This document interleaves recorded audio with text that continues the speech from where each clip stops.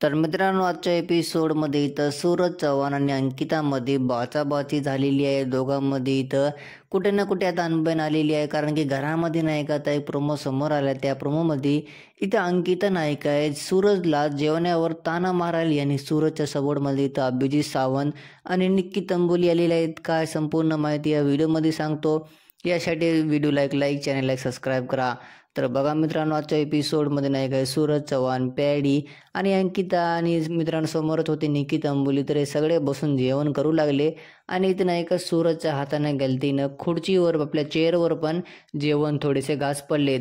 यासाठी अंकिता हे म्हणाले की तू कसं जेवण करायलास, इथं खुर्चीवर चेअरवर पण तुनं जेवण पाडलास, सांडिलास. मग तिथं मित्रांनो निक्की तंबोलीला हे पटलं नाही. निक्कीने सरळ सरळ हे म्हणले की आता बस झालं ना यार पॅडी दादा आणि निक्की अंकिता, तुम्ही किती बार त्याला टोकता.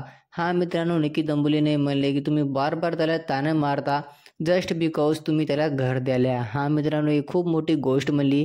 निक्कीने सरळ सरळ हे म्हणले की अंकिता, तू त्याला घर देणार आहेस यासाठी तू त्याला घरामध्ये किती ताने मारालीस. जे काही निक्की तंबोलीने म्हणले ना कुठे ना कुठे खरं आहे. कारण की बघा बार बार इथं अंकिता, पॅडी दादा सूरजला टोकत राहतात नुसतं आणि याच्या एपिसोडमध्ये पण असंच होणार आहे.